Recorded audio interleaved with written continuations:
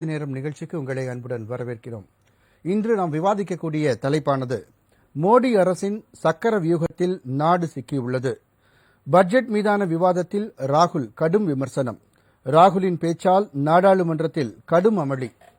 என்ன பதிலடி தரப்போகிறார் நிதியமைச்சர் நிர்மலா சீதாராமன் என்ற தலைப்பில் தான் நாம் இன்று விவாதிக்க இருக்கிறோம்.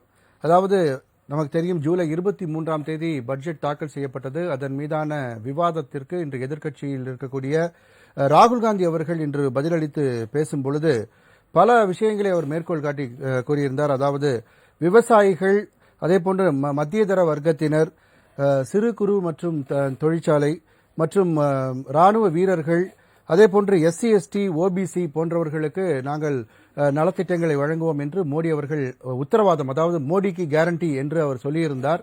ஆனால் எந்த கேரண்டியுமே அவர் இந்த பட்ஜெட்டில் அதுக்கான எந்த ஒரு விஷயத்திலுமே இடம் பெறல அப்படின்ற கடுமையாக தனது விஷயத்தை குறிப்பிட்டிருந்தார். அதை குறிப்பிடும் பொழுது அபிமன்யு எப்படி அந்த சக்கர வியூகத்தில் மாட்டினாரோ அதே மாதிரி இந்தியா இன்னைக்கு தாமரை வடிவத்தில் இருக்கக்கூடிய அந்த சக்கர வியூகத்தில் மாட்டிட்டு முடிச்சிட்டு இருக்கு. அதை நாங்கள் உடைத்து எறிவோம் அப்படின்னு அவர் இன்னைக்கு நாடாளுமன்றத்தில் பேசியிருக்காரு. குறிப்பாக விவசாயிகள் சொல்லும் பொழுது அந்த குறைந்தபட்ச ஆதார விலை பற்றி எந்தவித அறிவிப்பும் இல்லைன்னு சொல்லியிருக்காரு. மத்தியதர மக்கள் கொரோனா காலத்தில் அவர் சொன்னதெல்லாம் கேட்டாங்க. அவங்களுக்கு நலன் தரக்கூடிய எந்த விஷயமும் இந்த பட்ஜெட்டில் இல்லை. சிறு குறு தொழிலையும் எந்த விதமும் இல்லை. குறிப்பாக கல்வியை பற்றி சொல்லும் போதும் 2.5% தான் அதற்கு ஒதுக்கப்பட்டிருக்கிறது. அது மிகவும் 20 ஆண்டுகளில் மிக குறைந்த அளவு என்று குறிப்பிட்டிருந்தார். அதேபோன்று ராணுவ வீரர்கள், எஸ்சி எஸ்டி ஓபிசி போன்றவர்களுக்கும் கூட அதிகமாக இருக்கக்கூடிய அந்த 73% மக்களுக்கு எதுவும் இல்லாமல் அந்த பட்ஜெட்டில் கிண்டிய அல்வாவை மீதம் இருக்கக்கூடிய சதவீதத்தினர், குறிப்பாக அவர் அதானி அம்பானி என்று குறிப்பிட்டு கூறியிருந்தார். அந்த மாதிரியான ஒரு வசதியான மக்களுக்கு மட்டுமே அளிக்கப்பட்டிருக்கிறது. 73% இந்த உழைக்கும் வர்க்கம், குறிப்பாக எஸ்சி எஸ்டி ஓபிசி மக்களுக்கு எதுவுமே இந்த பட்ஜெட்டில் இல்லை என்பது போன்ற தனது குற்றச்சாட்டுகளை அவர் வைத்திருந்தார். இதற்கு சபாநாயகர் அவரும் ஒரு உண்மைக்கு புறம்பான விஷயங்களை ராகுல் அவர்கள் பேசி வருகிறார் என்று அவர் கூறியிருந்தார்.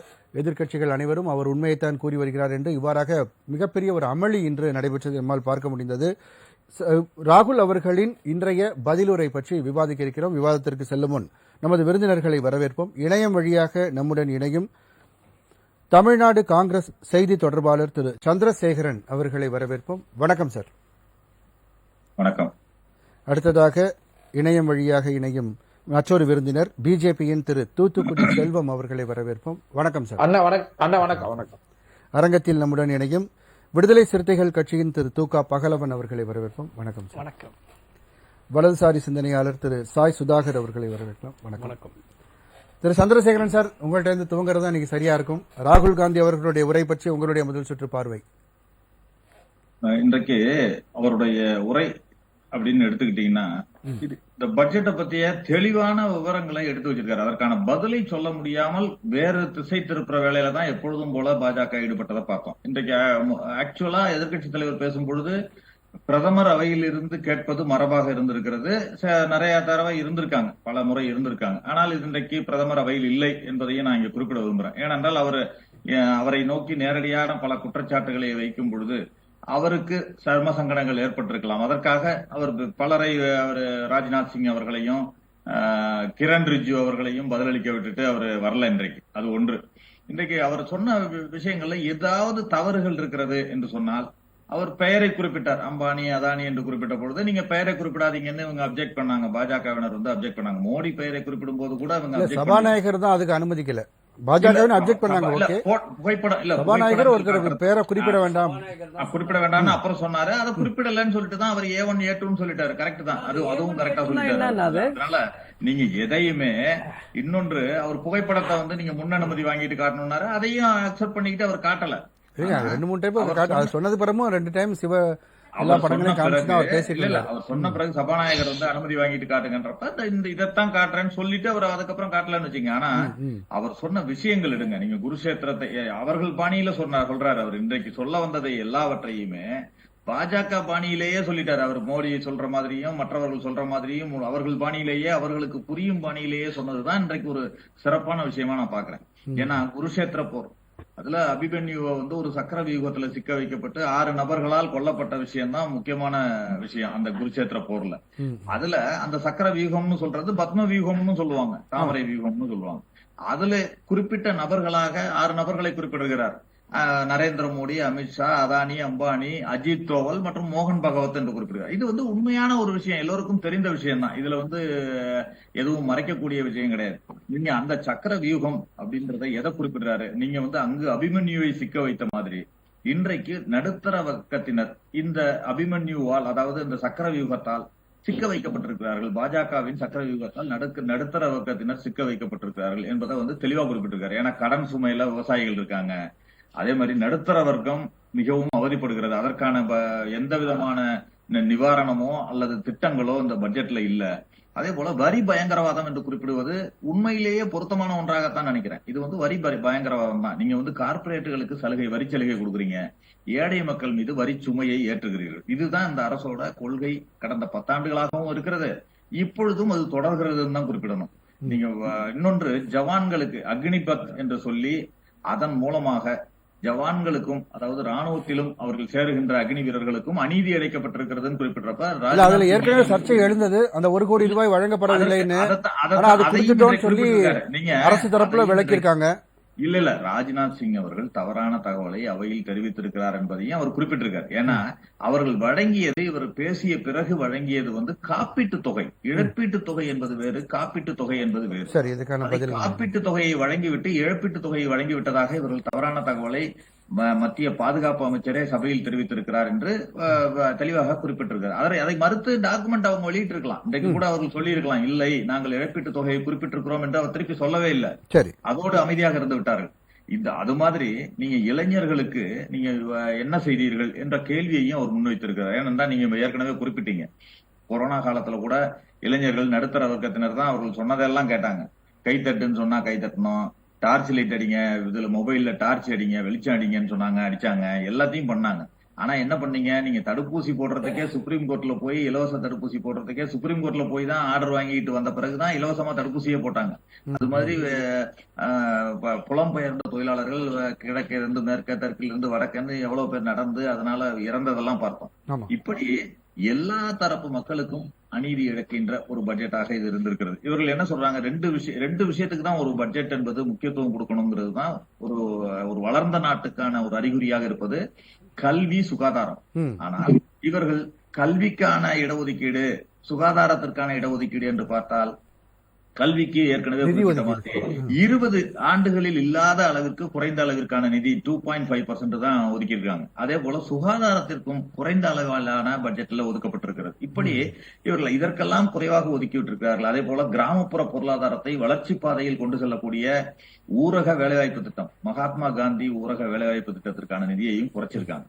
இப்படி இதெல்லாம் குறைத்து இவர்கள் நடுத்தர வர்க்கத்தினருக்கு இந்த பட்ஜெட்டில் அநீதி இழைக்கப்பட்டிருக்கிறது என்பதை தெளிவாக குறிப்பிட்டிருக்கிறார். இதற்கான பதிலை சொல்ல முடியாமல் கூச்சலிடுவதும் குழப்பம் செய்வதையும் பாஜகவினர் செய்திருக்கிறார்கள். ஆனால் அவர் ஒன்றை புரிந்து கொள்ள வேண்டும், அன்று ராகுல் காந்தி வெறும் ஒரு சாதாரண எம்பியாக இருந்து கூட ஒரு தனிநபராக அன்று குரல் எழுப்பினார். அதற்கே பதில் சொல்ல முடியாமல் இவர் திணறார்கள். இன்றைக்கு 200க்கும் மேற்பட்ட எதிர்க்கட்சி எம்பிக்களுடன் எதிர்க்கட்சி தலைவராக இருந்து அங்கு குரல் எழுப்புகிறார். அதற்கான பதிலை அவர்கள் கட்டாயமாக தெரிவித்தே ஆக வேண்டும்.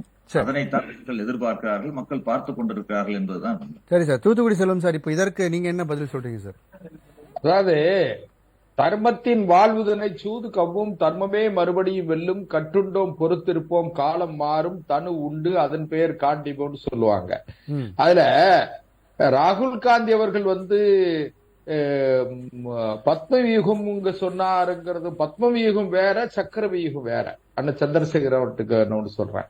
அதாவது சக்கர வியூகத்துல அபிமன்யுவை சிக்க வைப்பதற்கு துரோணர் இருந்து சிந்து நாட்டினுடைய மன்னன் துரியோதனுடைய தங்கையின் கணவர் ஜெயத்ரதன் அவர்கள் வச்சு திட்டம் போட்டு கொண்டாங்க. இதுல ஒரே ஒரு திருத்தம், நான் ராகுல் காந்தி அவர்கள் வேற ஏதோ தப்பா ஒண்ணு சொன்னதா நான் என்ன நினைக்கிறேன்னு கேட்டீங்கன்னா, எதிர்கட்சிகள் 28 கட்சிகளை சார்ந்த கூட்டணியும் இந்த பத்ம வியூகத்துக்குள்ள சிக்கிக்கிட்டு வெளியே வர முடியாம மாட்டிக்கிட்டாங்க.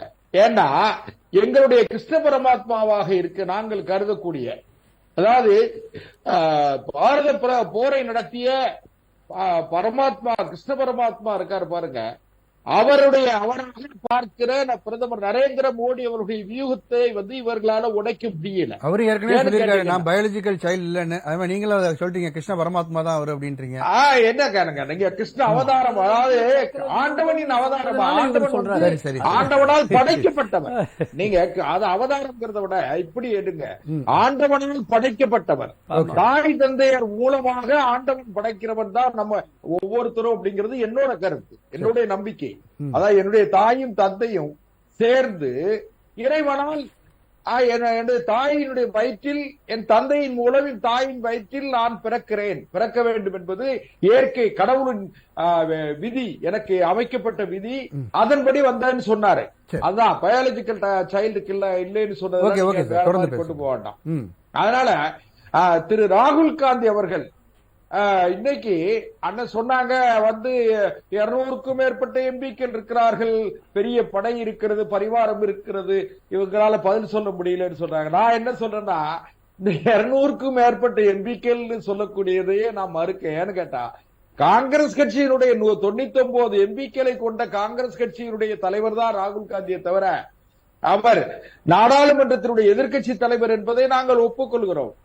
அதே நேரத்துல 28 கட்சிகள் சேர்ந்த அனைவரும் ஒன்றிணைந்து எல்லா காலங்களில் செல்வார்களா என்று சொன்னால் முடியாது. ஏன்னு கேட்டீங்கன்னா, நேற்றைக்கு முதல் நாள் மோடி எதிர்ப்பு அப்படின்னு பாஜக எதிர்ப்பு அப்படின்ற ஒற்றை புள்ளியில தானே எல்லாரும் இணைஞ்சாங்க. சோ அந்த புள்ளியில எல்லாரும் ஒன்றா தானே, ஒரே குரல் தானே, ஒருமித்த குரல் தானே எழுப்புறாங்க நாடாளுமன்றத்துல. அண்ணன் தவறா எடுத்துக்கிட வேண்டாம், இன்னும் போக போக பாருங்க. இன்னும் அதான் சொன்னல, உங்களுக்கு தர்மத்தின் வாழ்வுதரை சூது கவி இருக்கிறது, தர்மமே மறுபடியும் வெல்லுங்கிறத நான் சொன்னது எதுக்குன்னா, இன்னும் ஒரு இப்பதான் ஆரம்பிச்சிருக்கு. 18வது நாடாளுமன்ற தேர்தல் முடிஞ்சு ஏறக்குறைய ஒரு மாசம் முடிஞ்சிருக்கு. அதனால தேர்தல் நடந்து புதிய அரசு அமைந்து வழக்கமான நடைமுறைகளுக்கு இன்னும் தயாராகிக்கிட்டு இருக்காங்க. அதனால இன்னும் போக போக பாத்தீங்கன்னு சொன்னா, மம்தா பானர்ஜி அவர்கள் நிதி ஆயோக் கூட்டத்துல கலந்துகிட்டு வெளிநட பண்ணதை நான் ஆச்சரியமா பார்க்கல. ஏன்னா அவங்க நிதி ஆயோக் கூட்டத்துல கலந்துகிட்டதே எதிர்கட்சிகிட்ட ஒற்றுமை இல்ல, நான் எதிர்கட்சிகளோட ஒன்றுபட வேண்டிய அவசியம் இல்லை, அதிலும் குறிப்பாக காங்கிரஸ் கட்சியினுடைய முடிவுகளுக்கு நான் இணங்கி போக வேண்டிய அவசியம் இல்லைன்னு சொல்லி மம்தா பானர்ஜி அவர்கள் காமிச்சிட்டு போயிட்டாங்க. இப்படி ஒரு கலங்கம் கற்பிச்சீங்கன்னா அடுத்த வாட்டி யாருமே வரமாட்டாங்க. இந்த வாட்டி அவங்களாதான் வந்தாங்க. இப்படி ஒரு முத்திரையை குத்தினீங்கன்னா அப்புறம் எதிர்கட்சி. நான் இன்னும் என்னோட சரி, அவங்க ஒரு கேள்வி வச்சாங்களே சார், இல்ல அவங்க ஒரு கேள்வி வச்சாங்களே, எதிர்கட்சியில நான் ஒருத்தர் தான் வந்தேன், என்னையும் மதிச்சு அவங்க பேசவே விடல, நான் பேசிட்டு இருக்கும்போதே மைக் ஆஃப் பண்ணிட்டாங்க அப்படின்னு ஒரு குற்றச்சாட்டை வச்சாங்களே. ஆனா ஒரு நாள் இரவு அரசியல்ல ரொம்ப தூரம். அதனால மம்தா பானர்ஜி அவர்கள் காங்கிரஸ் கட்சியினுடைய தலைமையில் இருப்பதாக சொல்லப்படுகிற இந்தியா கூட்டணி என்று இண்டி கூட்டணி, அந்த கூட்டணியில அவங்க நான் யாருக்கு கட்டுப்பட மாட்டேன், நான் சுயமாகத்தான் இருப்பேன், எனக்கு மேற்கு வங்கத்தினுடைய நலன் மாத்திரமே முக்கியம் என்கிற பார்வையை அவர்கள் பதிவு செய்திருக்கிறார்கள். சரி, நிதி ஆயோக் நீங்க அதெல்லாம் இருக்கட்டும் சார். இப்போ பட்ஜெட்ல அவங்க ஒரு பட்டியல் போட்டிருக்காரு, ஃபார்மர்ஸ், மிடில் கிளாஸ், எம்எஸ்எம்இ, இது ஜவான்ஸ், இதுக்கெல்லாம் ஒண்ணுமே இல்லன்றீங்க. அதுக்கு நீங்க பதில் சொல்லவே இல்லையே. ஒரு விஷயம், 48 லட்சம் கோடி ரூபாய் நிதி ஒதுக்கீடு, அதாவது திட்டங்களுக்கான நிதி ஒதுக்கீடு பண்ணிருக்காங்க. அந்த 48 லட்சம் கோடி ரூபாயில என்னென்ன திட்டங்களுக்கான அந்த எந்த துறைகளுக்கு எவ்வளவு ஒதுக்கணுங்கிறது அந்தந்த மானிய கோரிக்கைகள் வருகிற பொழுது இவர்கள் நாடாளுமன்றத்துல விவாதங்கள்ல கலந்துகிட்டு டிபேட் பண்ணணும், அதை விவாதிக்கணும். விவாதிச்சு அந்த மாநிலங்கள் அந்த எதிர்க்கட்சி தலைவர் என்கிற முறையில அவர் பேசணுமே தவிர, இன்னைக்கு அவரு எதிர்க்கட்சி தலைவர் என்கிற பொறுப்பிலே இருந்து தவறி அரசை விமர்சிக்கிறேன் என்ற பெயரில் மிக கடுமையான முறையிலே வார்த்தைகளை பிரயோகித்திருக்கிறார் தவிர இந்த வார்த்தை பிரயோகத்துக்கு இன்னும் அவசியம் இல்லை. அண்ணன் சந்திரசேகர் அண்ணன் சொன்னாங்க, அந்த 100 நாள் வேலை திட்டத்துக்கு எல்லாம் ஒண்ணும் செய்யலன்னு சொல்லி 83,000 கோடி ரூபாய் ஒதுக்கி இருக்காங்க இந்த நிதியில அது போக நாம ஏற்கனவே பல முறை விவாதிச்சிருக்கிறோம். பிரதமருடைய கரீப் கல்யாண் யோஜனா என்கிற அந்த திட்டத்திற்கு இன்னும் வரக்கூடிய 5 ஆண்டுகளுக்கு அதை எக்ஸ்டெண்ட் பண்ணிருக்காங்க. அதே போலவே மத்திய ஒவ்வொரு ரயில்வே திட்டத்துக்கு 2,62,000 கோடி ரூபாய் ஒதுக்கி இருக்காங்க. 2 லட்சம் கோடி கல்வி இளைஞர்களுக்கு ஸ்கில் டெவலப்மெண்ட்டுங்கிறதுக்காக 2 லட்சம் கோடி ரூபாய் ஒதுக்கி இருக்காங்க. அதுலயும் குறிப்பா ஒரு 500 தேர்ந்தெடுக்கப்பட்ட ஒரு ரெப்யூட்டட் இன்ஸ்டிடியூஷன் மூலமாக அவங்களுக்கு வந்து ஸ்கில் டெவலப்மெண்ட் ட்ரைனிங் கொடுப்போம், அதுக்கு ஸ்டைபண்ட் 5000 கொடுப்போம்னு சொல்லியிருக்காங்க. அதனால இவங்களுக்கு இன்னொரு விஷயம் கேளுங்க சார், தேர்தல் முடிஞ்சு போச்சு, நான் ஒரே ஒரு தவறா எடுத்துக்கிட்டாதீங்க, நான் கடந்த காலங்களிலும் பதிவு பண்ணதா எல்லா எதிர்கட்சிகளும் சேர்ந்தும் 233 இடம், பாரதிய ஜனதா கட்சி மட்டும் 240 இடம். இதை இவங்களால ஜீரணிக்க முடியல. இன்னும் கூட இன்னொன்னு விஷயம் கேட்டீங்கன்னா, எங்களுடைய அணி 293 இடங்கள்ல நாங்க வந்து வலுவா இருக்கோம். அதுலயும் இன்னும் ஒரு செய்தியோட முடிச்சிடுறேன். முதல் சுத்த நாடாளுமன்ற மக்களவை சபாநாயகர் தலைவர் மக்களவை தலைவருடைய தேர்தல் நடக்கும் போது பாத்தீங்கன்னா எங்களுக்கு 307 ஓட்டு கிடைச்சது. காங்கிரஸ் கூட்டணி சார்பில் போட்டியிட்டவருக்கு அந்த ஒரு நம்ம கொடிக்குன்னில் சுரேஷுக்கு 233 ஓட்டு தான் கிடைச்சது, 227 ஓட்டு. அந்த கூட்டணியில் இருந்தவங்களும் உங்களுக்கு ஓட்டு போட்டாங்க. புரியுது, உங்க பாயிண்ட் புரியுது. அதேதான் நீங்க சொல்ல வர பாயிண்ட் தெளிவா தெரியுது சார். அந்த கூட்டணி வந்து நிலைக்காதுன்னு தான் அடிக்கடி நீங்க மென்ஷன் பண்ண வரக்கூடிய ஒரு பாயிண்டா இருந்துட்டு இருக்கு. கண்டிப்பா அதுக்கான பதில் அடுத்த சுற்றுல சந்திரசேகரன் சார் கேட்கலாம். சார் பகலவன் சார், உங்களுடைய பார்வையில ராகுல் அவர்களுடைய உரை, அந்த சக்கர வியூகம் பத்ம வியூகத்தை வந்து நாங்க உடைப்போம் அப்படின்ட்டு இருக்காரு, உங்களுடைய பார்வை? மதிப்புமிகு இளம் தலைவர் ராகுல் அவர்கள் நாடாளுமன்ற தொடக்கத்திலிருந்து இன்று வரையில் மக்கள் செல்வாக்கை பெற்று வருகிறார். அதிலும் குறிப்பாக ஆளும் அரசாங்கம் பாஜக அரசு இன்றைக்கு திக்குமுக்காடி நிற்பதை நாம் அனைவரும் பார்த்து கொண்டிருக்கிறோம். குறிப்பா இன்னும் சொல்ல போனா அதில் பாஜகவை சார்ந்தவர்களை பாராட்டுகிற இடத்திற்கு ராகுல் அவர் இன்றைக்கு உண்மையை வெளிப்படையாக பேசியிருக்கிறார். அது அனைவரும் ஏற்றுக்கொள்ளுகிற ஒரு கருத்தியலாக இருக்கிறது. இங்க அண்ணன் செல்வன் அவர்கள் சொன்னபோது சொன்னாங்க, எல்லா கட்சிகளும் சேர்ந்து 200, நாங்கள் தனித்து நின்று அப்படின்னு சொன்னாங்க. அதுக்கப்புறம் ஒன்று சொன்னாங்க, தர்மம் வெல்லும் சூது கவும் அப்படின்னு சொன்னாங்க. தர்மம் யார் செஞ்சாங்க, யார் போய் யார் இப்போ நாங்கள் சொல்ல வேண்டியதை அண்ணன் சொல்லியிருக்காரு. இப்போ நாங்கள் சொல்லணும் அந்த சூது கவும், அது தர்மம் மீண்டும் வெல்லும் சொன்னார். அதை தான் நாங்கள் சொல்றோம். இப்போ அண்ணன் சொல்றாங்க, அதை நாங்க சொல்ல வேண்டியதை எங்களுடைய கருத்தை அண்ணன் சொல்லி இருப்பது வரவேற்கக்கூடிய விஷயம். ஆனா நான் என்ன சொல்றேன், நீங்க எங்க முதல்ல தர்மம் செஞ்சீங்கன்னு கேட்கிறேன். நான் உங்களுக்கு கடன் கொடுக்கல, நான் கடன் கொடுக்க தயார் இல்லையா, வார்த்தையை எந்த வகையிலையும் நீங்க கடனை வாங்க. ஓகே சார், ஓகே, அவங்க முதல் சுற்று பேசி முடிக்கிட்டாங்க. அதாவது என்னன்னா, இவங்க எங்க முதல்ல தர்மம் செஞ்சாங்கன்னு கேட்கிறேன். எங்க நீங்க தர்மம் செஞ்சுங்க? எல்லாரும் இல்ல கண்ணீர் இல்ல விட்டு வச்சிருக்கிறீங்க. நீங்க வந்து 2000 ரூபாய் நோட்டு கொண்டு வந்து எதுக்காக கொண்டு வந்தீங்க, எதுக்காக அது வேண்டான்னு தள்ளி வச்சுக்கன்னு எங்களுக்கு தெரியல. நீங்க சொன்ன வேலை வாய்ப்புகளை தரேன்னு சொல்லிட்டு 10 ஆண்டு காலம் வேலை வாய்ப்பை தரல. இப்ப இந்த மாதிரி எவ்வளவு சிக்கல்லாம் இருக்கு இங்க. இப்போ அதைத்தான் இன்றைக்கு உரையில இளம் தலைவர் ராகுல் அவர்கள் சொல்லியிருக்கிறார். 10 ஆண்டு காலமாக இந்த இந்திய தேசத்தை வளர்க்கிறேன் என்று அடியெடுத்து வைத்த மோடி அவர்கள் இங்க இந்தியாவில் இருக்கிற அதானியும் அம்பானியும் வளர்த்துவிட்டு இந்தியா வளர்ந்து விட்டதாக மாயை காட்டுகிறார் என்று சொன்னார். இதுல ஒரு துளி அளவும் யாருக்கும் மாற்று கருத்து இருக்க முடியாது. சமீபத்தில் அம்பானி அவர்களுடைய மகன் அனில் அம்பானியுடைய திருமணத்திற்கு 5000 கோடி ரூபாய் செலவு செய்திருக்கிறார் என்ற ஒரு செய்தி உலகளாவிய செய்திகளாக இருக்கிறது, நம்ம பார்க்க முடிகிறது. அவருடைய வங்கி கணக்கில் 10 லட்சம் கோடி ரூபாய் பணங்கள் இருக்கிறது என்ற புள்ளி விவரம் காட்டுகிறது.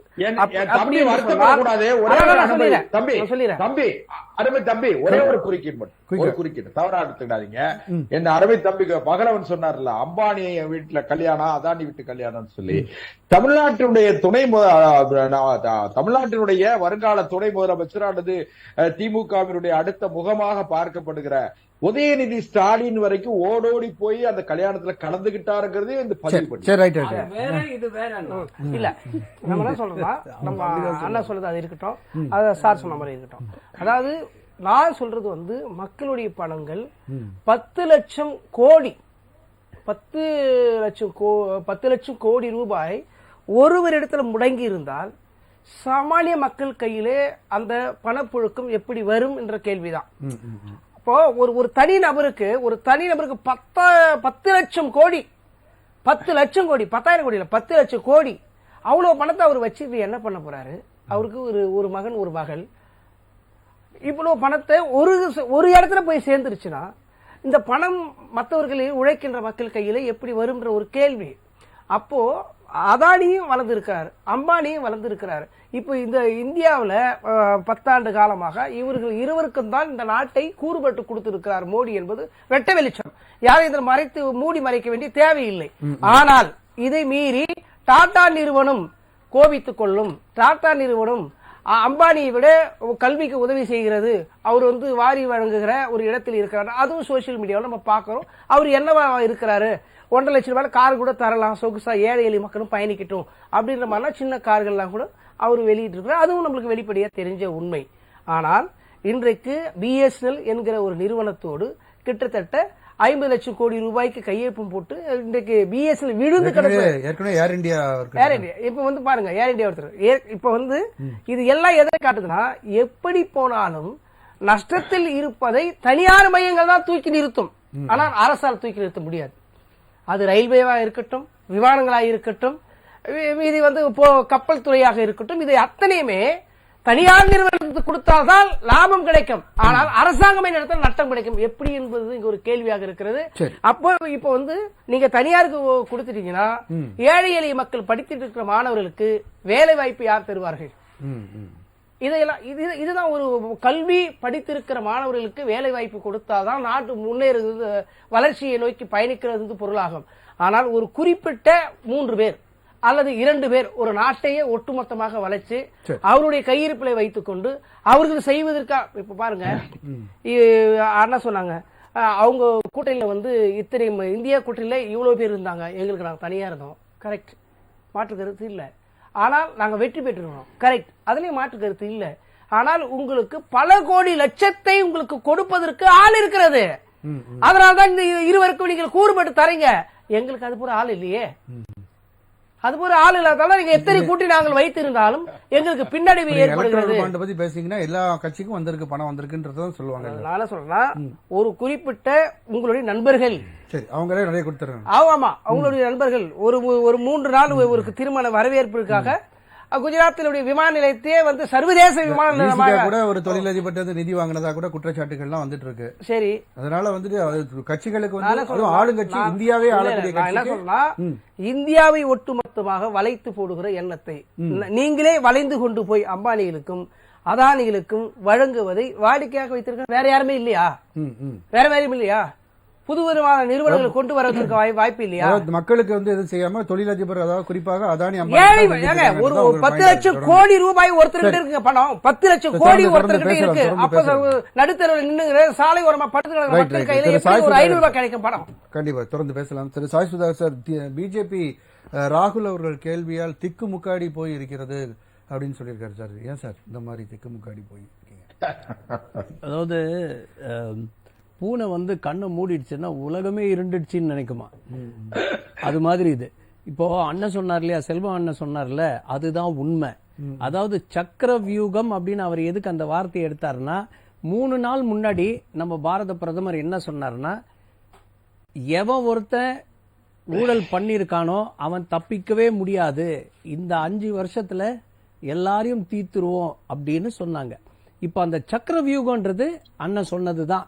அந்த சக்கர வியூகத்துல அவங்க சக்கர வியூகம் தான் அவங்க மனசுல இப்ப நிக்குது. ஏன்னா எல்லாரும் மாட்டியிருக்காங்க, சிக்கி இருக்காங்க. அதுல மையமாக யார சொல்லியிருக்காரு? இடி, சிபிஐ, இன்கம் டாக்ஸ், இததான் மையமா சொல்லியிருக்காரு. நடுவுல இருக்கிறது இவங்கன்னு சொல்லியிருக்காரு. கரெக்டா உதாரணம் சொல்றாரு. எல்லா தலைவர்களும் அந்த 28 கட்சியில இருக்கிற முக்காவாசி தலைவர்கள் அங்க உள்ளதானே இருக்கிறாங்க, தமிழ்நாடு உள்பட எல்லாரும் உள்ள இருக்கிறாங்க. அதை தகர்த்து வெளியே வர முடியாம தவிச்சிட்டு இருக்காங்க. அவர் உண்மையை சொன்னார். உங்களுக்கும் ஒரே ஒரு செய்தி உங்களுக்கு தான் சொல்லிடுறேன். அதாவது ஊழல், நாங்கள் ஊழலை முடக்குவோம், ஊழல்வாதிகளை நீங்க சொன்ன மாதிரி, சார் சொன்ன மாதிரி எந்தெந்த நிறுவனங்கள் அதிகாரிகள் இருக்கிறாங்களோ அவரை வைத்து நாங்க ரைடு பண்ணி எடுப்போம் அப்படின்னு சொல்லி கரெக்ட். ஆனா நீங்க குற்றம் சுமத்தியவர்களே உங்களோடு இணைந்து கொண்டால் அது உடனே சரியா போயிது. எப்படி கிடையாது, சரியெல்லாம் போகல, கேஸ் நடக்குதுன்னு அவர் பிரதமரே பதில் சொல்லி இருக்காரு. விட்டுருங்க, அது நீங்க கேட்கல.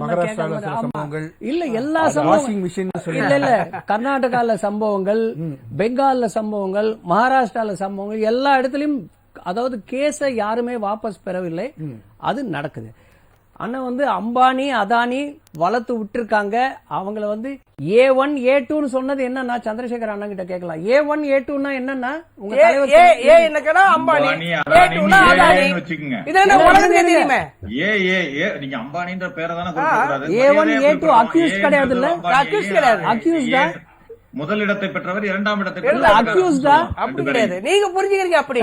அக்யூஸ்டா எடுத்துக்கோங்க. பொதுவா A1 கோர்ட்ஸ்ல A2 வந்து அந்த டேர்ம் யூஸ் பண்ணுவாங்க. A1 A1 குற்றவாளி, A2 குற்றவாளின்னு அதுக்காக கேக்குறாங்க. சரி, அப்ப தமிழ்ல வச்சுக்கலாம். Number 1 Ambani, number 2 Adani. இன்னொரு முறை கேக்குறேன். ஆனா பார்லிமென்ட்ல அப்படி சொல்லல. A1 A2 சொல்லிருக்காரு.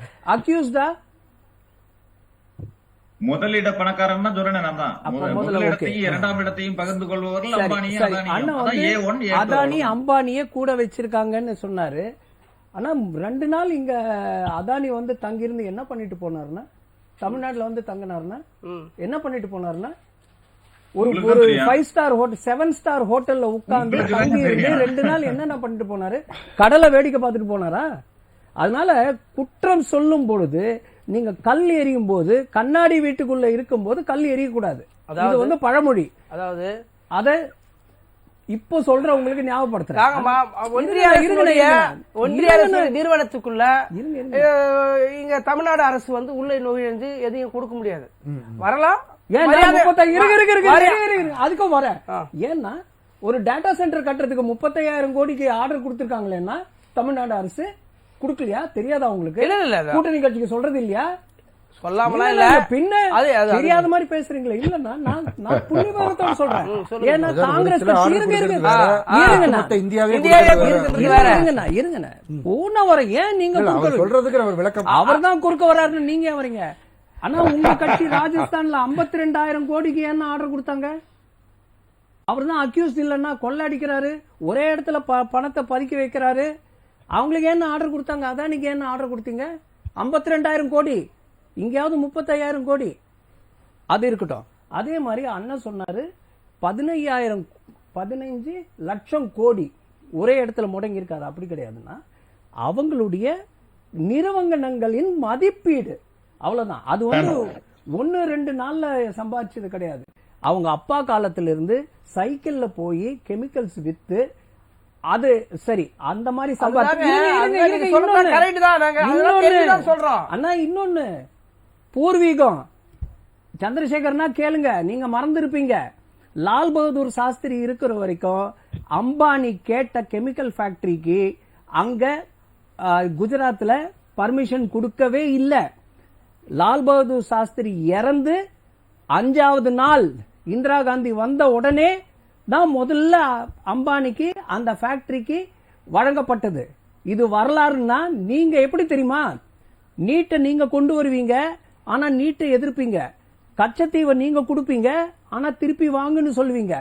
பாகிஸ்தானுக்கு அந்த ஆசாதி காஷ்மீரை தானம் கொடுப்பீங்க, திரும்பி புடுங்கன்னு கேட்பீங்க. அதே மாதிரி நியூட்ரினோ நீங்க கையெழுத்து போடுவீங்க, ஆனா நியூட்ரினோ வேண்டான்னு சொல்லுவீங்க. இது மாதிரி தான் இவங்க வந்து இந்த டபுள் ஸ்டாண்டர்டு. ஓகே, இப்போ பட்ஜெட்டுக்கு வருவான். அவ்வளவு பெருமையா பேசினாரு ராகுல் காந்தி, அப்படியே கிழிச்சு போட்டாருன்னு. அவர் வந்து ஒரு புரிதலே இல்லாம பேசியிருக்காரு. பட்ஜெட் யாருக்கும் புரியலையா? இல்ல அவருக்கு புரிதல் இல்ல, அவருக்கு புரிதல் இல்லன்னா எல்லாருக்கும் புரியுதுன்னு கேள்றேன் நான். ராகுல் அவர்களுக்கு புரிதல் இல்லாத பேசுற பேச்சுக்கள் எல்லாருக்கும் எங்களுக்கு புரியுது, நல்லா புரியுது. ஏன்னா பட்ஜெட்டோட 3வது பாகம் இன்க்ளூசிவ் ஹியூமன் ரிசோர்சஸ், பிற்படுத்தப்பட்டோருக்கு ஒண்ணுமே செய்யல, மிடில் கிளாஸ்க்கு ஒண்ணுமே செய்யல அப்படின்னு சொன்னார் இல்லையா? அது கீழே சோசியல் ஜஸ்டிஸ் விஸ்வகர்மா ஸ்கீமுக்கு கொடுத்திருக்காங்க, ஸ்டாண்ட் அப் இந்தியாவுக்கு கொடுத்திருக்காங்க. அப்புறம் இருங்க, பழங்குடியினருக்கு 63,000 வில்லேஜ தத்து எடுக்கிறாங்க. அப்புறம் இவ்வளவும் பண்றாங்க. அப்புறம் அவர் எப்படி தத்து எடுக்கிறாங்க? ஒன்னும் கொடுக்கல. பட்ஜெட்ல இப்ப நிதி ஒதுக்க முடியாது சார். தத்து எடுக்கிறாங்க. நாங்க நிறைய பாத்துருக்கோம் சார். சொல்லிருக்காரு மோடி அவர்கள் இந்த பட்ஜெட் நிறைய பாத்துறோம். எய்ம்ஸ் மருத்துவமனை வருது சார். சொல்லிரு சார், எய்ம்ஸ் மருத்துவமனை வருது சொல்லி அடிக்கல் நாட்டினாங்க சார். 10 ஆண்டு முடிஞ்சு சார். சும்மா மருத்துவமனை இல்ல சார். நரேந்திர மோடி அவர்கள் சொல்லியிருக்காரு 5 வருஷத்துக்கான இந்த திட்டங்களுக்கு இது வந்து ஒரு வழிகாட்டியா அமையும். இந்த ஆமா சார், budget அப்படிதான் அப்படின்னு சொன்னீங்க. அதையும். நீங்க அதுக்காக நிதி ஒதுக்க சார், நீங்க உடனே அதுக்கு செய்ய அப்படிதான் முடியாது. சார் சொன்னீங்க. அதுதான் அவருடைய சொல்றாரு. நம்ம பேசலாம் தொடர்ந்து. சரி, right. ராகுல் காந்தி முடிக்கவே அவர்கள் இல்லையே. நான் வரேன் சார், இடைவேளைக்கு பிறகு உங்ககிட்ட தான் வரேன். ராகுல் காந்தி அவர்கள் இன்று நாடாளுமன்றத்தில் பட்ஜெட் மீதான விவாதத்தில் உரையாற்றினார். அது மிகப்பெரிய அமளியை ஏற்படுத்தியது நாடாளுமன்றத்தில். அது பற்றி விவாதித்து வருகிறோம். தொடர்ந்து விவாதிக்கலாம் ஒரு இடைவேளைக்கு பிறகு.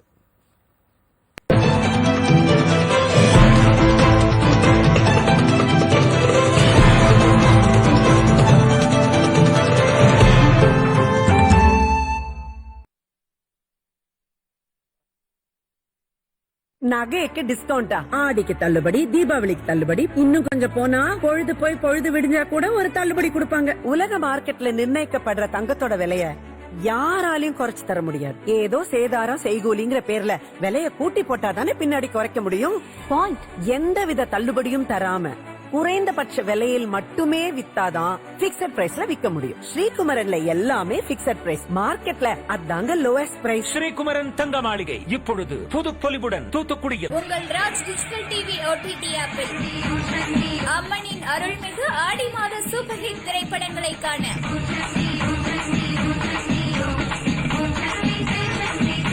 உடனே டவுன்லோட் செய்யுங்கள் Raj digital TV OTT app. வருடத்திற்கு வெறும் 299 ரூபாய் மட்டுமே. லலிதாவோட ஸ்பெஷல் ஆடி ஆஃபர். எல்லா தங்க நகையிலும் சேதாரத்துல 1% கம்மி. வைர நகை கேரட்டுக்கு 5000 கம்மி. இந்த ஆஃபரை எல்லா கடை ஆஃபரோட கம்பேர் பண்ணுங்க. நகைய அப்படிதான் வாங்கணும். உங்கள் ராஜ் டிவியில் ப்ளீஸ் அம்மாவை கொஞ்சம் சீக்கிரம் கூட்டிட்டு வாங்க. அங்கெல்லாம் எப்படி இருக்குமோ என்னமோ, அவங்களால அங்கெல்லாம் ஒரு நிமிஷம் கூட இருக்கவே முடியாது. நம்ம கடவுள் பேரை சொல்லிதான் திருடுறோம். ஆனா இவள பாரு, இவ கடவுளையே ஜெயில வந்து தள்ளிட்டான். பெயில் கிடைச்சதா? கோர்ட் மூடிட்டாங்க. இனிமே காலையில தான் ஏரிங் ஆகும். நாளைக்கு என்ன ஆனாலும் சரி, என்ன வேணாலும் ஆகட்டும், உங்களை நான் வீட்டுக்கு கூட்டிட்டு போவேன். இன்று இரவு 8:01 லட்சுமி வந்தாச்சு. உங்க வீட்டு மகாலட்சுமி. நகைக்கு டிஸ்கவுண்டா? ஆடிக்கு தள்ளுபடி, தீபாவளிக்கு தள்ளுபடி, இன்னும் கொஞ்சம் போனா பொழுது போய் பொழுது விடிஞ்சா கூட ஒரு தள்ளுபடி கொடுப்பாங்க. உலக மார்க்கெட்ல நிர்ணயிக்கப்படுற தங்கத்தோட விலைய யாராலையும் குறைச்சு தர முடியாது. ஏதோ சேதாரம் செய்கூலிங்கிற பேர்ல விலைய கூட்டி போட்டாதானே பின்னாடி குறைக்க முடியும். பாயிண்ட். எந்தவித தள்ளுபடியும் தராம குறைந்தபட்ச விலையில் மட்டுமே வித்தாதான் பிக்ஸட் பிரைஸ்ல விற்க முடியும். ஸ்ரீகுமரன்ல எல்லாமே பிக்ஸட் பிரைஸ். மார்க்கெட்ல அதாங்க லோயஸ்ட் பிரைஸ். ஸ்ரீகுமரன் தங்க மாளிகை இப்பொழுது புதுப்பொலிவுடன் தூத்துக்குடியில். நாள் முழுவதும் நடைபெறும் அத்தனை செய்திகளையும் அரை மணி நேரத்தில் முழுமையாக அறிய இடைவேளை இல்லா நான் ஸ்டாப் செய்திகள் தினம்தோறும் இரவு 8:01 மணிக்கு உங்கள் ராஜ் நியூஸ் தொலைக்காட்சியில். நகைக்கு டிஸ்கவுண்டா? ஆடிக்கு தள்ளுபடி, தீபாவளிக்கு தள்ளுபடி, இன்னும் கொஞ்சம் போனா பொழுது போய் பொழுது விடிஞ்சா கூட ஒரு தள்ளுபடி கொடுப்பாங்க. உலக மார்க்கெட்ல நிர்ணயிக்கப்படுற தங்கத்தோட விலைய யாராலையும் குறைச்சு தர முடியாது. ஏதோ சேதாரம் செய்கூலிங்கிற பேர்ல விலைய கூட்டி போட்டாதானே பின்னாடி குறைக்க முடியும். பாயிண்ட். எந்தவித தள்ளுபடியும் தராம குறைந்தபட்ச விலையில் மட்டுமே வித்தாதான் பிக்ஸட் பிரைஸ்ல விற்க முடியும். ஸ்ரீகுமரன்ல எல்லாமே பிக்ஸட் பிரைஸ். மார்க்கெட்ல அதாங்க லோயஸ்ட் பிரைஸ். ஸ்ரீகுமரன் தங்க மாளிகை இப்பொழுது புதுப்பொலிவுடன் தூத்துக்குடியில். உங்கள் ராஜ் நியூஸ் தொலைக்காட்சியில் திங்கள் முதல் வெள்ளி வரை தினந்தோறும் பிற்பகல் 2 மணிக்கு உங்கள் பகுதியில் உள்ள குறைகளை நேரலையில் தெரிவிக்கும் புகார் பெட்டி நிகழ்ச்சி. பங்கு பெறுங்கள், பயனடையுங்கள், காணத் தவறாதீர்கள். லலிதாவோட ஸ்பெஷல் ஆடி ஆஃபர். எல்லா தங்க நகையிலும் சேதாரத்துல 1% கம்மி. வைர நகை கேரட்டுக்கு 5000 கம்மி. இந்த ஆஃபரை எல்லா கடை ஆஃபரோட கம்பேர் பண்ணுங்க. நகைய அப்படிதான் வாங்கணும்.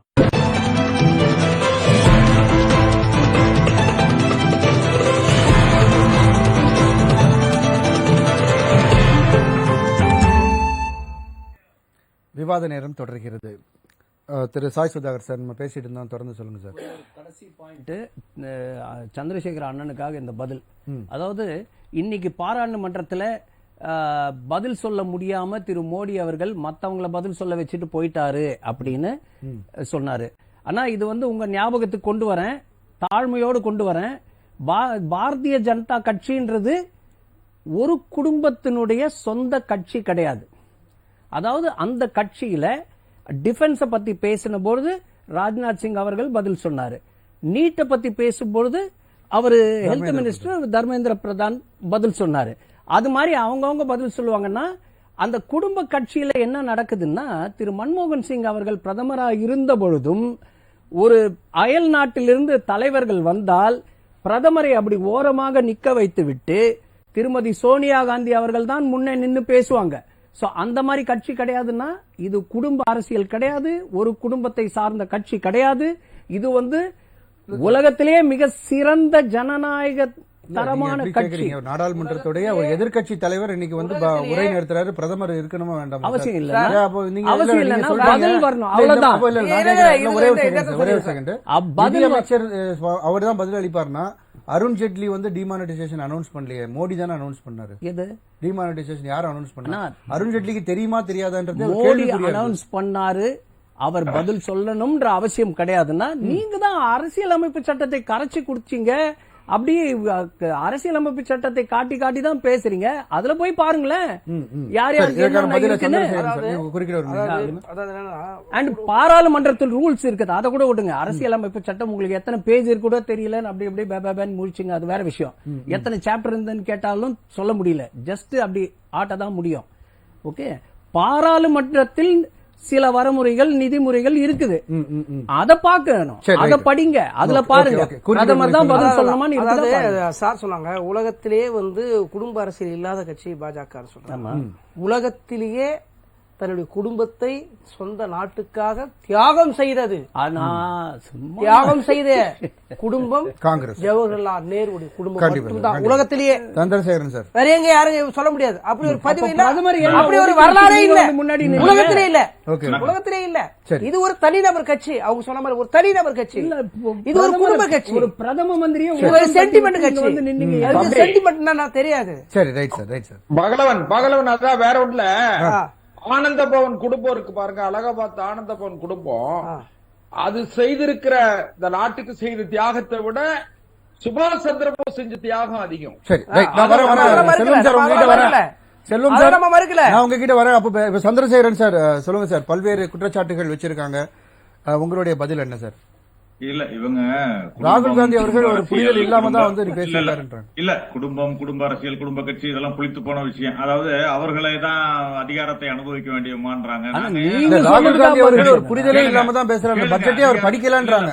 ஒரு நிமிஷம், அதிகாரத்தை அனுபவிக்கிறதுக்கு அவர்கள் இருந்தார்கள், அதுபோல உயிர் தியாகமும் 2 பேர் அங்க செஞ்சிருக்காங்க. ஏன் நீங்க நாட்டுக்காக தியாகம் செய்யறதுக்கு யாராவது வாங்கலாம் பிஜேபியில இருந்து? நாங்களும் உயிர் கொடுப்போம், நீங்க தான் இந்த காங்கிரஸ்காரங்க தான் உயிர் கொடுக்கணுமா, நாங்களும் கொடுப்போம்னு யாராவது வந்திருக்கீங்களா? கிடையாது. இவர்கள் எல்லோரும் இவர்கள் எல்லோரும் ஆங்கிலேயர்களுக்கு வால் பிடித்தவர்கள், ஆங்கிலேயர்களுக்கு வால் பிடித்த கூட்டம் இந்த பாஜக. அதனால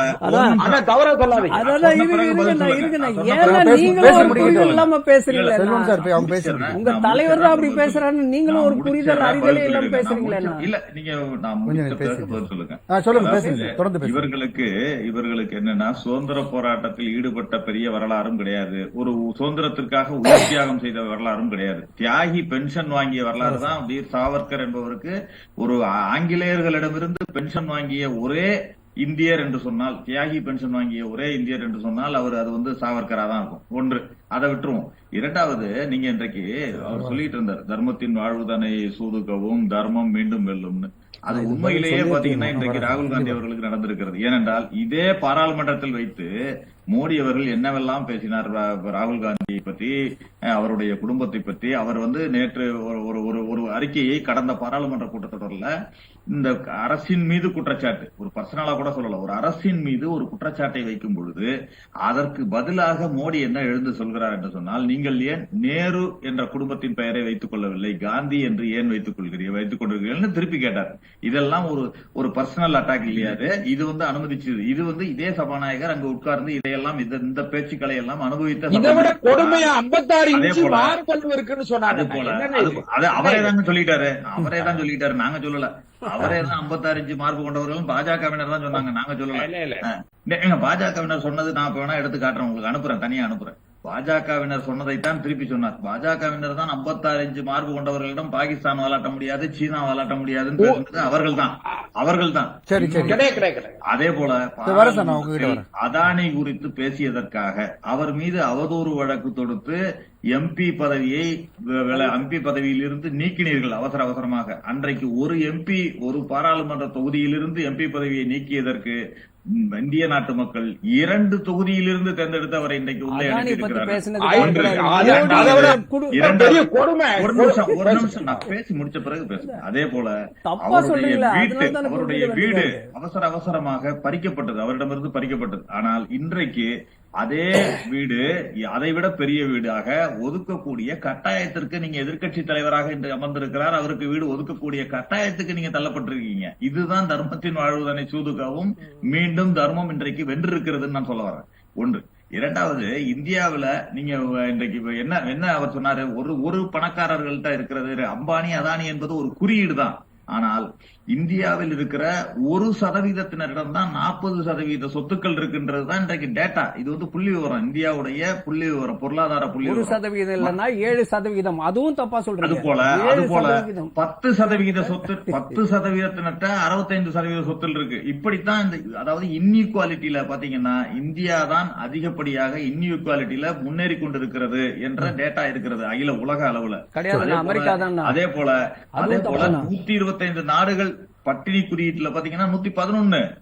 இதெல்லாம் எங்க கொண்டு வைப்பீங்க நீங்க?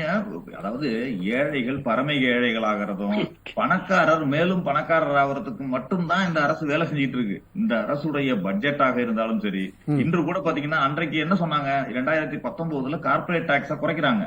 கார்பரேட் டாக்ஸை குறைத்த போது அதற்கு கூட சொன்ன காரணம் என்னவென்று சொன்னால், இந்தியாவில் வந்து இன்வெஸ்ட்மெண்ட் அதிகம் வரணும், அப்பதான் கார்பரேட் முதலீடுகள் செய்வார்கள் சொன்னாங்க. ஆனா என்ன முதலீடுகள் அதற்கு பிறகு வந்தது என்று சொன்னால், இருந்த முதலீடுகள் பல வெளிநாடுகளுக்கு வித்ரா பண்ணிட்டு போனாங்க. பல முதலீடுகள், அதாவது இண்டிவிஜுவல் முதலீடு பங்கு சந்தையில் இருந்தும் சரி, பல முதலீடுகளை வெளிநாடுகளில் இருப்பவர்கள் திரும்ப பெற்றுக் கொண்டதுதான் நடந்திருக்கே தவிர, அந்த கார்பரேட் டாக்ஸை குறைத்ததனால் பெரிய முதலீடுகள் வந்தது. இந்தியா பெரிய பொருளாதார, அதாவது இவர்கள் உடனே ஜிடிபியை சொல்லுவாங்க.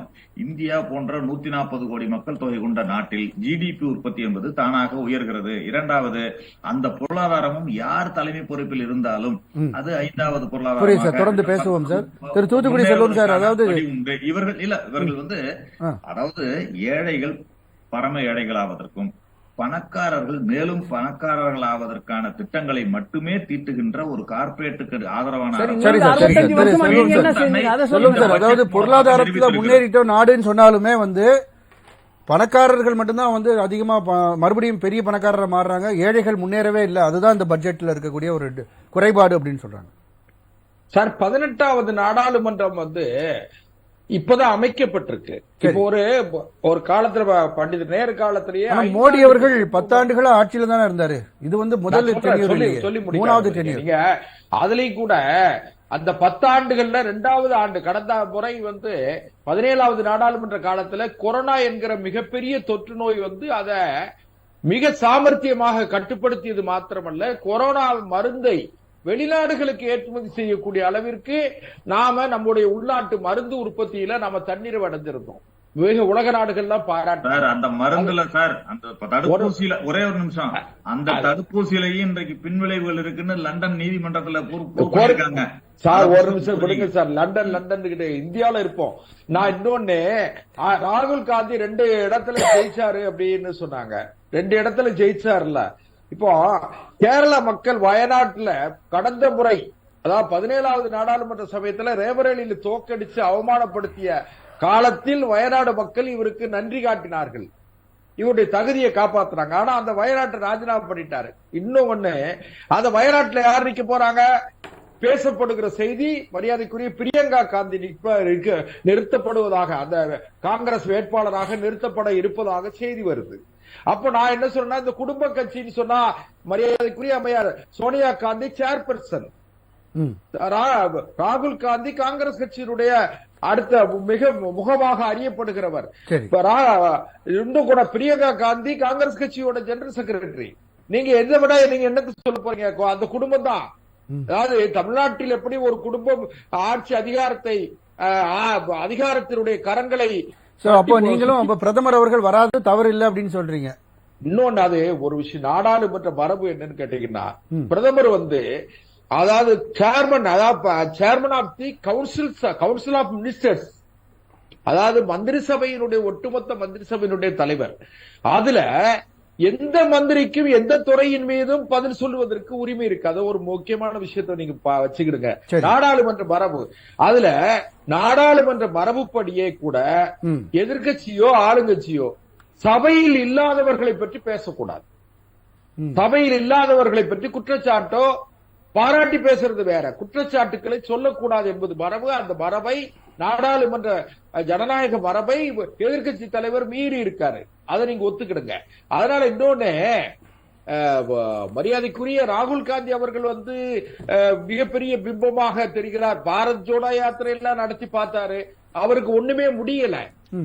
அவரால இந்த 99 இடங்கள் கூட இவர்கள் நடத்திய கட்டவிழ்த்து விட்ட பொய் பிரச்சாரத்தை குறிப்பிட்ட பகுதி மக்கள் நம்பிய காரணத்தாலதான் சிறுபான்மை மக்களுக்கு எதிரி, சிறுபான்மை மக்களுக்கு எதிரி, சிறுபான்மை இப்படி ஒரு பொய் பிரச்சாரத்தை தொடர்ந்து கோயம்பல் சித்தத்தை கடந்த தேர்தலில் இவர்கள் கட்டவிழ்த்து விட்டார்கள்.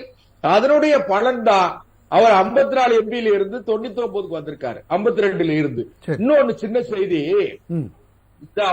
இந்த எதிர்கட்சி தலைவர் பதவிக்கு கூட தமிழ்நாட்டில இருந்து கிடைச்ச 10, பாண்டிச்சேரி உள்ளிட்ட 10, கர்நாடகத்தில இருந்து கிடைச்சது, தெலுங்கானால இருந்து கிடைச்சது, கேரளாவில இருந்து கிடைச்சது. அதுவும் வட இந்திய மக்கள், இந்தி பேசக்கூடிய மக்கள், இந்தி பேசக்கூடிய மக்கள் வாழ்கிற மாநிலங்கள்ல, இன்னும் சொல்ல போனா குறிப்பா 13 மாநிலங்களில் ஒரு சீட்டு கூட காங்கிரஸ் கட்சியால பெற முடியல. அந்த அளவுக்கு நீங்க பாக்கணும். கேட்டா உத்தரப்பிரதேசம் குறைஞ்சிட்டு, உத்தரப்பிரதேசத்துல வந்து எங்களுக்கு 33 இடங்கள் கிடைத்திருக்கிறது, குறைந்து எண்ணி மற்ற இடங்கள் குறைந்திருக்கிறது தான் உண்மையை தவிர நாங்க வெற்றியே பெறல, எங்க கட்சியை தொடர்ச்சி எரிஞ்சுட்டாங்கன்னு சொல்ல முடியாது. அதனால இன்னொன்னு, பிரதமர் நரேந்திர மோடி அவர்கள் தன்னுடைய தாய், அதாவது சார் 2 முறை, அது இன்னும் சொல்ல போனா குஜராத்தினுடைய முதலமைச்சராக 13 ஆண்டுகளும் 10 ஆண்டுகள் இந்தியாவுடைய தலைமை அமைச்சராக இருந்த நிர்மலா சீதாராமன் அவர்களுடைய பதில் என்னவா இருக்கும் சார்? இதுல பல்வேறு குற்றச்சாட்டுகள் தொடர்ந்து எந்த செக்டாருக்குமே வந்து நிதி ஒதுக்கீடு கம்மியா இருக்கு. ஆதி விஷயம் நானே சொல்லிட்டேன்ல. அதாவது இன்னும் கொஞ்சம், அதாவது நிர்மலா சீதாராமன் அவர்கள், மரியாதைக்குரிய நிதியமைச்சர் அவர்கள் பதில் சொல்லுகிற காலம் வரை பொறுமையா இருக்க. ராகுல் காந்தியினுடைய பிரச்சாரம், ராகுல் காந்தியுடைய பேச்சு அத்தனையும் தவறு என்பதை நிரூபிக்கிற வகையில ஆதாரபூர்வமா பேசக்கூடிய ஆற்றல் உள்ளவர்கள் மரியாதைக்குரிய நிதியமைச்சர் அவர்கள். அதை நீங்க விட்டுருங்க. அதனால இன்னொன்னு, அதான் வேற ஒண்ணு இல்ல, நான் என்ன சொல்லுவேன்னா, பிரதமர் நரேந்திர மோடி அவர்கள் தன்னுடைய தாய் இறந்தது கூட, நீங்க கூட வந்து ஒரு கவுன்சிலருடைய அம்மா இறந்துட்டா 5 நாள் கியூ நின்னு அப்படியே மலர் வளைய வச்சு போராடி பெரிய விழா மாதிரி காமிப்பாங்க. ஆனால் ஒரு நாட்டினுடைய பிரதமர் ஆட்சி அதிகாரத்தில் 23 வருடங்கள் இருந்த அவரு தன்னுடைய தாயினுடைய இறுதிச் சடங்கை கூட நாம ஒரு வகையில ஒப்பிட்டு பார்க்கிறதா இருந்தா நம்முடைய தமிழ்நாட்டினுடைய தெரியும் சார், நிறைய வாட்டி பேசிட்டோம். இல்ல அது இல்ல, நீங்க பதிவு பண்ணித்தான் ஆகணும். பெருந்தலைவர் காமராஜருக்கு பிறகு இந்தியாவில் ஒரு யோக்கியமான தலைவர் சொன்னா அப்பளிக்கற்ற தலைவர், எதிர்கட்சிகளால் குறை சொல்ல முடியாத ஒரு தலைவர். அதாவது தொடர்ந்து ராகுல் காந்தி அவர்கள் கூறி வருவது எல்லாமே போய் நிர்மலா சீதாராமன் இதுக்கு தக்க பதில் தெரிவிப்பார் அப்படின்னு அவங்க சொல்றாங்க. ஏன்னா அதற்கான சரியான ஒரு ஆள் தான் அவங்க நிர்மலா சீதாராமன் அவர்கள். அது சரியா சொல்வார்னு சொன்னா ராகுல் காந்தி அவர்கள் பேசும்போது குறுக்கிட்டு சொல்லி இருக்கலாமே. யாராவது யாராவது பேப்பர் எழுதி கொடுப்பாங்க, அந்த பேப்பர்ல வந்து வாங்கிட்டு வந்து படிச்சு அது ஒரு விவாத பொருளா மாத்தலாம் அப்படின்னு நினைக்கிறாங்களா நிர்மலா அவர்கள்? சரி, நிர்மலா சீதாராமன் அவர்கள் எழுதிட்டு வந்தா அது வேற யாராவது எழுதி கொடுத்தது. சரி, எப்படி எடுத்துக்க முடியும்னு கேக்குறேன். அப்படிதான். இப்ப நீங்க என்ன சொன்னீங்க? இப்போ அவர் சார் அண்ணன் என்ன சொன்னாங்க? இப்ப ராகுல் அவர்கள் அங்க நேரடியா விவாதம் பண்றாரு, நாடாளுமன்ற அவை அங்கதான் இருக்காரு, நிர்மலா சீதாராமன் அங்கதான் இருக்கிறாங்க. ராகுல் காந்தி அவர்கள் பேசுகிற போது குறுக்கிட்டு அதுக்கான விடயத்தை அப்பயே சொல்லி இருக்கலாமே.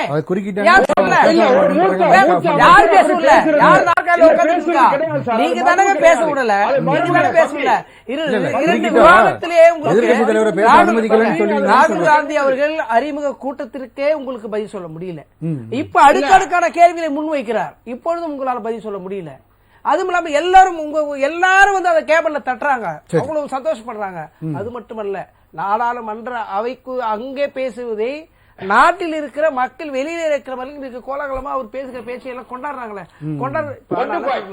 நிர்மலா சீதாராமன் அவர்கள் அதை பேசியிருந்தால் அங்கே தடுத்து நிறுத்தி இதோ விடை சொல்லலாம். அது மரபு கிடையாது தம்பி, மறுபடியும் தவறு பதிவு பண்ணாதீங்க. அது மரபு கிடையாது. ஒரு மூத்த அமைச்சர், அதுவும் நிதி அமைச்சர், எதிர்க்கட்சி தலைவர் பேசுகிற பொழுது குறுக்கீடு இடையூறு செய்து பேசுவது மரபு கிடையாது.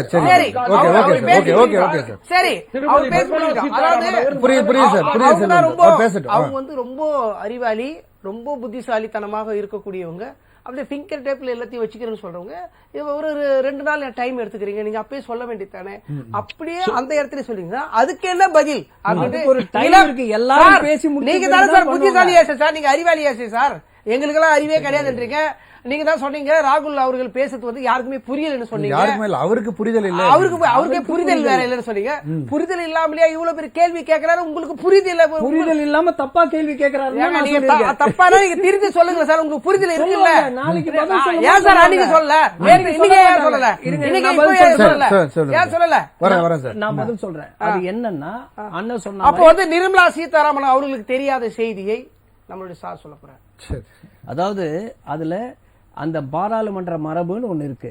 இது டிபேட் ஆன் பட்ஜெட். இப்போ எல்லாருமே பேசுறாங்க. எல்லாரும் பேசி முடிச்ச பிறகு ஒட்டுமொத்தமாக தான் பதில் சொல்வார்கள். அந்த நான் என்ன சொன்னேன்னா, இதை எழுதி கொண்டு வருவார்கள், யாரோ ஒருவர் எழுதி கொடுப்பாரு, அதை எழுதி வந்து இங்க ஒரு முக்கியமான செய்தினா சொல்லுங்க. இருக்கிற அத்தனை 50 கட்சியோட எம்பி அங்க இருக்கிற அந்த கட்சி எல்லாத்துக்குமே பார்லிமெண்டரி செக்ரட்டரிஸ் இருக்காங்க. கண்டிப்பா. இப்போ நம்ம ஒரு திருநெல்வேலியோ கன்னியாகுமரியில இருந்து போய் அங்க ஒரு எம்பி உட்கார்ந்துகிட்டு அந்த எம்பி வந்து நியூக்ளியர் பவரை பத்தி பேசணும்னா முடியாது. எல்லாருக்கும் அந்த பார்லிமெண்டரி செக்ரட்டரி எழுதி கொடுத்துதான் படிப்பாங்க. நீங்க கேட்கவே மாட்டீங்களா? நான் சொல்றேன், உங்களுக்கு தெரியாம இருக்கலாம், தெரிந்திருக்கலாம். நான் வந்து அத்தனை வாட்டி பாராளுமன்றத்துக்கு போயிருக்கேன், இதெல்லாம் பார்த்திருக்கேன், அதனாலதான் சொல்றேன். அதனால இன்னைக்கு திரு ராகுல் காந்தி அவர்கள் இந்த பக்கம் பார்த்து தான் படிச்சாரு. யாரும் பார்க்காம படிக்க மாட்டாங்க. எழுதி வச்சுக்கிட்டு அந்த பாயிண்ட் எல்லாம் பார்த்து தான் படிப்பாங்க. இவங்களும் 25 எம்பி இதுல வாதம் பண்ணிருக்காங்க. 25 எம்பி நான் என்ன சொல்றேன், எல்லாத்தையும் மைண்ட்ல வச்சிட்டு அதை நோட் பண்ணி அதுக்கான பதில் அளிக்கணும். அது அவருடைய பாயிண்ட். அதான் 10 ஆண்டு காலம். அண்ணா செல்வம், நான் கரெக்டா எழுதி கொடுத்துதான் படிப்பாங்க. நீங்க சொல்றது கரெக்ட், நீங்க சொல்றது கரெக்ட், மாற்று கருத்து இல்ல. நீங்க 10 ஆண்டு காலம் அமைச்சரா இருந்திருக்கிறீங்க, எல்லா கேள்விகளும் உங்களுக்கு முன்பே தெரியும். எப்படி உங்களுடைய நிறைவு கருத்தான் சேர்த்து, அதாவது எந்த கேள்வி கேட்டாலும் நீங்க 10 ஆண்டு காலம் நீங்க ஆட்சியில இருந்திருக்கிறீங்க. ஒரே செய்தி தாங்க, இந்த பட்ஜெட்டுக்கு இது, இந்த பட்ஜெட்டுக்கு இது, இவ்வளவு இதுன்னு உங்களோட தரவு இருக்கு. ஏன்னா நீங்க அந்த நாட்கள் இருந்திருக்கிறீங்க. குறிப்பா நீங்க எல்லாருமே அப்படிதான் இருந்திருக்கிறீங்க. நீங்க சார் சொன்ன மாதிரி ஒரு புதுசா ஒரு நாடாளுமன்ற உறுப்பினர் போய் மரபு இல்லன்னு சொல்றாங்க. அதை நம்ம செக் பண்ணணும். மரபு இல்ல, அது வந்து உடனடியா 2 நாள் அதுக்கான டைம் எல்லாரும் கேள்விகளையும் எடுத்துக்கிட்டு கன்சாலிடேட் பண்ணி மொத்தமா அதுக்கான ஆன்சர் அவங்க சொல்லுவாங்கன்றது அவங்க சொல்றாங்க. என்ன எழுதி கொடுப்பாங்க, அவங்க பதில் சொன்ன பிறகு நம்ம அதை பத்தி நம்ம தனியா விவாதிக்கலாம். யாராவது ஒருத்தர் எழுதி கொடுப்பாங்க, அதை நீங்க வந்து வாசிப்பீங்க. இப்பவே நீங்க அதுக்கு ஒரு இதை போட்டு வச்சுட்டீங்க. ஓகே சார், உங்களுடைய நிறைவு கருத்தை நீங்க சொல்ல விரும்புங்க. நிறைவு எனக்கு ஒரு நிமிஷம் டைம் இருக்குது. சொல்லுங்க. சந்திரசேகர் அண்ணன் வந்து நம்ம சர்வார்கர் வந்து அவருக்கு ஒரே ஒரு குவாலிபிகேஷன், பிரிட்டிஷ் கையில பணம் வாங்கினது தான் அவருக்கு ஒரே, அதாவது இது ஓய்வூதியம் வாங்கினது தான் ஒரே ஒருத்தர் தான் வாங்கினாரு சொல்றீங்க. அதை விட முக்கியம் அவரோட இதுக்கு கிடைச்ச திறமைக்கு கிடைச்ச விஷயம் என்ன தெரியுமா? திருமதி இந்திரா காந்தி அவர்கள், திரு சந்திரசேகருடைய முன்னாள் தலைவி, முன்னாள் பிரதமர், அவங்க சொல்லி இருக்கிறாங்க, சர்வார்கர் மாதிரி ஒரு சுதந்திர போராட்ட வீரரை என் வாழ்நாளில் கண்டதில்லை அப்படின்னு. ஆனா உங்க தலைவி எழுதியிருக்காங்க. இன்னொரு முக்கியமான விஷயம், ஏதோ உங்க தலைவர் யாரையோ அசிங்கமா பேசிட்டாங்கன்னு நீங்க சொன்னீங்க. இப்ப சமீபத்துல உங்களுடைய கூட்டணி கட்சியில ஒரு எம்பி ஏதோ ஒரு எடுத்துக்காட்டுக்கு திரு மோடி அவர்களுக்கு நல்ல காலம் பசங்க இல்ல, he does not have issues அப்படின்னு ஆங்கிலத்தில் சொல்லியிருக்காரு. அதை விட ஒரு பிரதமரை அசிங்கமாக பேச முடியாதுன்னா இது ஓகேவா? நீங்க சொல்லுங்க. அப்புறம் நெக்ஸ்ட், அதாவது நிர்மலா சீதாராமன் அவர்கள் நாளைக்கு பதில் சொல்லுவார். அன்னைக்கு என்ன பண்ணுவாங்கன்னா, நேத்து என்ன பண்ணாங்களோ பெட்ரோல் விலை இது 2021 ₹4 குறைச்சோம், 2023 ஜனவரியில 9 ரூபாய் குறைச்சோம் அப்படின்னு சொல்லும் போது எல்லாரும் கத்தி அந்த அம்மா உட்கார வச்சாங்க இல்லையா, அதே மாதிரி கத்தி கூச்சலிட்டு ஏன்னா அவங்களுக்கு வந்து அந்த உண்மையை கேட்டு மக்களுக்கு தெரிஞ்சிடுச்சுன்னா அவங்களுக்கு பயம். அதெல்லாம் நடக்காம இவங்க கத்தி கூச்சலிட்டு இதான் பண்ணுவாங்க. நன்றி நன்றி. திரு செல்வம் சார், உங்களுடைய நிறைவு கருத்து. வேற ஒண்ணு இல்ல, அதான் அண்ணன் சாய் சுதாகர் சார் வந்து எனக்கு சார்பில் பேசிட்டாரு, அவர் கருத்தை நான் வழிமொழிகிறேன். இன்னொன்னு என்ன கேட்டீங்கன்னா, திரு ராகுல் காந்தி அவர்கள் ஒரு பெரிய குடும்பத்தை அவர் வந்து இன்னும் வந்து நாடாளுமன்ற ஜனநாயகத்திற்கும் ஆட்சி முறைகளுக்கும் இன்னும் பக்குவப்படவில்லை என்பதுதான் என்னுடைய கருத்து. அவர் பேசும்போது நிர்மலா சீதாராமன், அதாவது நிதியமைச்சர் நிர்மலா சீதாராமனோ ஆளுங்கட்சி சார்ந்தவர்களோ அதுலயும் கூட நீங்க பாத்தீங்கன்னு சொன்னா, ரிஜிஜு வந்து என்னன்னு கேட்டா பாராளுமன்ற விவகாரத்துறை அமைச்சராக இருந்த காரணத்தால் அவர் பதில் சொன்னார். ஆனால் நிதி அமைச்சர் வந்து நீங்க சொன்ன மாதிரி கன்க்ளூசிவா கடைசியில பேசுவாங்க. ஆமா, ராகுல் காந்தி பேச விட மாட்டாங்க, பேசுவாங்க, ஆனா இவங்க பேச விட மாட்டாங்க. இல்ல விட மாட்டாங்கன்னா வெளியே விட மாட்டோம், கண்டிப்பா விட மாட்டோம். இல்ல சஸ்பெண்ட் பண்ணிடுவாங்க. நீங்க உங்களை அவை மரபுகளை எல்லாம் மீறுவதற்கு ஒரு அளவுக்கு மேல அனுமதிக்க மாட்டாங்க. நீங்க உங்களை எல்லாத்தையும் வெளியே தூக்கி போட்டுருவாங்க. அதெல்லாம் நீங்க யோசிக்க வேண்டாம். நீங்க வெளியே அனுப்பிட்டு தான் சார் மசோதாக்கள் எல்லாம் தாக்கல் பண்ணிட்டு இருக்கீங்க. அதாவது திருமதி நிர்மலா சீதாராமன் அவர்கள் ஒரு அற்புதமான பட்ஜெட்டை வந்து நிதிநிலை அறிக்கை தாக்கல் செய்திருக்கிறார்கள். பிரதமர் மோடி அவர்கள் 3வது முறை நல்ல ஆட்சியை தொடங்கி இருக்கிறார். அவர் சொல்லும் போது கூட ஒன்று சொன்னாரு, 2044 வளர்ந்த நாடாக இந்தியா வருவதற்கு நீங்க எல்லாரும் ஒத்துழைப்பு கொடுக்க அந்த பிரதமர் அவர்கள் பேசினாங்க. அதெல்லாம் இவங்க புரிஞ்சுக்கிடாம இவங்க வெறுப்பு அரசியலை செய்கிறார்கள். இதனுடைய சாப்பாடு வேணும் சார் 2047க்கு பட்டியல் கிடையாது. நீங்க இன்னொரு விஷயம் கேட்டீங்கன்னா, எல்லாரும் ரேஷன் வாங்கி சாப்பிட்டாங்க. 100 நாள் வேலைக்கு போயிட்டு எல்லார் வீட்லயும் பணம் இருக்கு. அதனால 2000 ரூபாய் ஒவ்வொரு 3 மாசத்துக்கு ஒரு தடவை 2000 ரூபாய் நாங்க விவசாயிகளுக்கு கொடுக்கோம். அதுக்கு பிறகு விவசாய பயிர் கடன் கொடுக்கோம். பயிர்களுக்கு அற்புதமான பட்ஜெட் வழங்கி இருக்கிற விவசாயிகளை பதிலுக்கு பிறகு நம்ம அதை பத்தி நம்ம விரிவா விவாதிக்கலாம். நன்றி சந்திரசேகரன் சார், சுருக்கமா உங்களுடைய நன்றி கடன் பட்டிருக்கிறது இந்தியா, நன்றி கடன் பட்டிருக்கு. Right sir, right sir. இன்றைக்கு 7வது முறையாக பட்ஜெட்டை சமர்ப்பித்திருக்கிறார்கள் திருமதி நிர்மலா சீதாராமன் என்று சொல்றாங்க. அது மட்டும்தான் 7வது முறையா சமர்ப்பித்தார் என்ற ஒரு சாதனை மட்டும்தான் அதுல இருக்கும். ஏன்னா ஏற்கனவே அவர் எல்லாம் என்ன சாதனை இப்ப செய்தார் என்று சொன்னால், நீங்க வெங்காய விலை ஏறிவிட்டது அப்படின்னு பாராளுமன்றத்துல கேட்டோம்னா, நான் வெங்காயம் சாப்பிடுறது இல்ல அப்படின்னு சொல்லுவாங்க. அது மாதிரிதான் நிதியமைச்சர் பதில் சொல்லுவாங்க. ஏழைகளின் மீது சுமையை ஏற்றுவதும் பணக்காரர்களுக்கு சலுகையை அறிவிப்பதுமாகத்தான் இவருடைய பட்ஜெட்டுகள் எல்லாம் இருந்திருக்கிறது. அதேதான் இன்று மோடி 3.0 என்று சொல்லப்படுகின்ற இந்த அரசிலும் தொடர்கிறது. ஏழைகளை வஞ்சிக்கும் பட்ஜெட்டாகத்தான் இது இருக்கிறது. அதைத்தான் இன்றைக்கு ராகுல் காந்தி அவர்கள் தெளிவாக சுட்டிக்காட்டியிருக்கிறார். இது அவர்களுக்கு அவர் தெளிவாக பேசியிருக்கிறார் என்று சொன்னாலே அவர்களுக்கு ஒரு கோபம் வரும். ஏனென்றால் அதை திசை திருப்புற வேலைதான். கடந்த காலங்களிலையும் அவர் எது பேசினாலும் அதற்கு நேரடியான பதில் எதையுமே பாராளுமன்றத்தில் அவர்கள் தெரிவித்ததில்லை. அதை திசை திருப்பி வேறு எதையாவது பேசுவதுதான் மோடி அவர்களும் அவருடைய சகாக்களும் செய்திருக்கிறார்கள். அதைத்தான் இப்பொழுதும் செய்ய முயற்சிக்கிறார்கள். ஆனால் இன்றைக்கு மக்கள் அதனை உன்னிப்பாக கவனித்துக் கொண்டிருக்கிறார்கள் என்பதை மட்டும் நீங்க புரிந்துக்கணும். ஏன்னா 73% மக்களுக்கு இந்த பட்ஜெட்டில் அநீதி இழைக்கப்பட்டிருக்கிறது என்பதை மக்களே உணர்ந்திருக்கிறார்கள். அது அடுத்தடுத்த தேர்தல்களிலும் எதிரொலிக்கும் என்பதை அந்த குறிப்பிடுறேன். தமிழ்நாட்டு மக்கள் 82 லட்சம் பேர் வந்து பாரதிய ஜனதா கட்சி கூட்டணியே ஆதரித்திருக்கிறார்கள். அதை மனசுல வச்சுக்கிறேன். ஓகே சார், ஓகே, நன்றி. நம்முடன் விவாதத்தில் பங்கு பெற்ற விருந்தினர்கள் அனைவருக்கும் நன்றி. மீண்டும் ஒரு விவாத நேரம் நிகழ்ச்சியில் சந்திப்போம் நேயர்களே. நன்றி, வணக்கம்.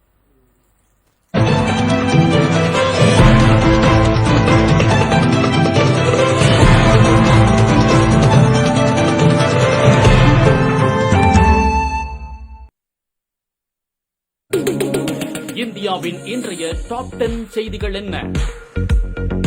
தமிழ்நாட்டை கவர்ந்த டாப் 10 செய்திகள் எது? மாவட்டங்களில் நிகழ்ந்த டாப் 10 சம்பவங்கள் எவை? விளையாட்டுத்துறையின் டாப் 10 நிகழ்வுகள் என்ன? உலகம் திரும்பி பார்க்கும் டாப் 10 செய்திகள் எது? சினிமா உலகின் டாப் 10 சுவாரஸ்ய செய்திகள் என்ன? தினமும் இரவு 10 மணிக்கு டாப் 10 செய்தி தொகுப்பில்.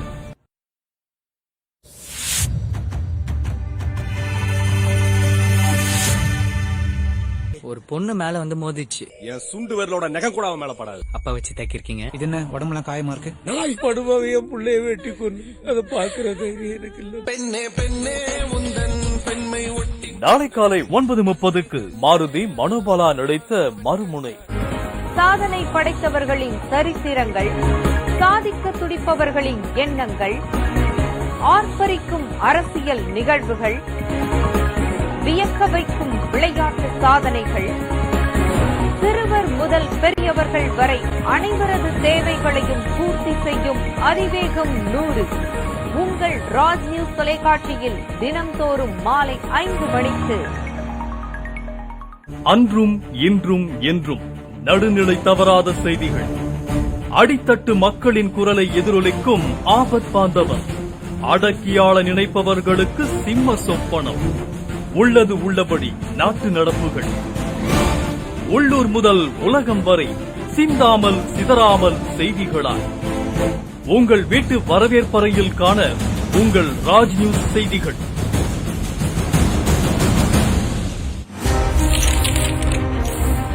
உறங்கும் இரவுகளில் விழிக்கும் குற்றங்கள், ரத்தம் தெறிக்கும் கொலைகள்,